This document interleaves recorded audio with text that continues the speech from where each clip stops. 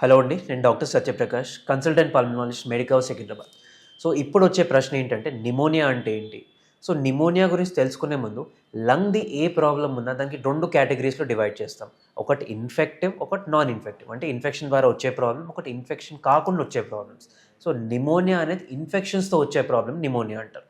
Pneumonia కాకూడనిది pneumonitis అంటాం. So ఇప్పుడు pneumonia గురించి తెలుసుకుందాం. అందరి మైండ్‌లో నిమోనియా అంటే బ్రీఫ్‌గా ఒక ఐడియా ఉండొచ్చు. నిమోనియా అనేది లంగ్ ఇన్ఫెక్షన్. లంగ్ ఇన్ఫెక్షన్ అంటే ఏంటి? లంగ్స్ ఈథర్ మన బ్యాక్టీరియా కావచ్చు, వైరస్ కావచ్చు, ఫంగస్ కావచ్చు. ఈ మూడిటి ద్వారా ఏదైనా ఇన్ఫెక్షన్ బాడీలో చేరుకున్నప్పుడు ఇన్ఫెక్షన్ రూపంలో నిమోనియా అనేది లంగ్‌లో వస్తుంది. సో ఇప్పుడేంటి? సోర్స్ అంటారు. అంటే ఎక్కడి నుంచి రావచ్చు? యూజువల్‌గా మన బాడీలో ఓన్లీ 2 ఆర్గన్స్ బయటితో కనెక్షన్ ఉంటాయి. ఒకటి మన లంగ్స్, బయటి వాతావరణం, ఎయిర్ గాలిని పీల్చుకోవడం. నెక్స్ట్ స్టమక్, ఫుడ్‌ని కడుపులో తీసుకోవడం. సో ఈ 2 ఆర్గన్సే బయటికి కనెక్షన్‌లో ఉంటాయి.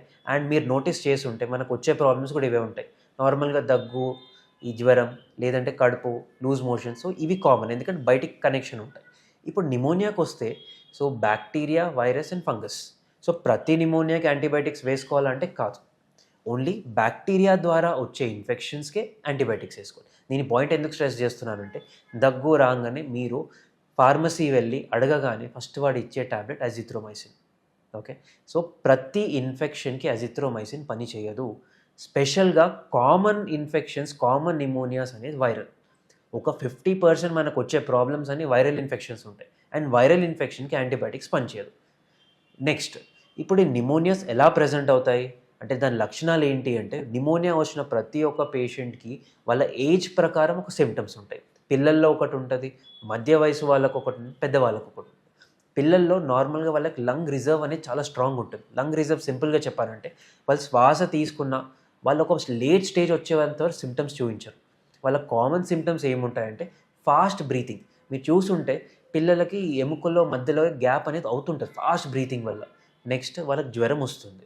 కొంచెం ఏజ్ పెద్దగయ్యాక స్కూల్ ఆర్ కొంచెం మిడిల్ ఏజ్ పర్సన్స్‌లో ఎలా ఉంటుందంటే కామన్ మనం చూసే సిమ్టమ్స్ ఫీవర్ కావచ్చు, దమ్ము కావచ్చు, ఈ తెమ్మడ రూపంలో వస్తుంది. కొంతమందికి తెమ్మడలో బ్లడ్ కూడా పడుతుంది. ఆయాసము. సో ఇవి కామన్ సిమ్టమ్స్ అండి నిమోనియాకి. మరీ కొంచెం పెద్దవాళ్ళలో ఒక కామన్ స్పెషల్ సిమ్టమ్ ఉంటుంది. కన్‌ఫ్యూజన్.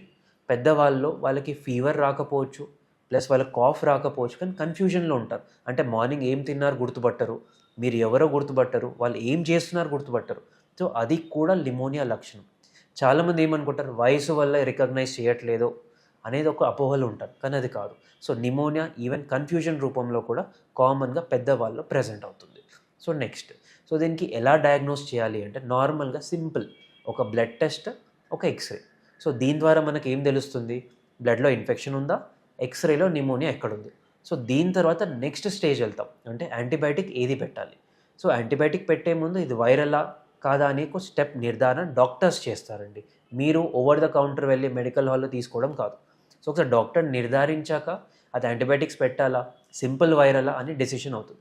ఇన్ కేస్ డాక్టర్ అనుకుంటున్నారు ఇది జస్ట్ వైరల్ నిమోనియా అంటే దానికి యాంటీబయాటిక్స్ అవసరం పడదు. జస్ట్ మనకు దగ్గు తగ్గడానికి మందులు, జ్వరం తగ్గడానికి మందులు సరిపోతాయి. అదే బ్యాక్టీరియాలు ఉన్న ఆ పరిస్థితుల్లోనే యాంటీబయాటిక్స్ పెట్టడం జరుగుతుంది.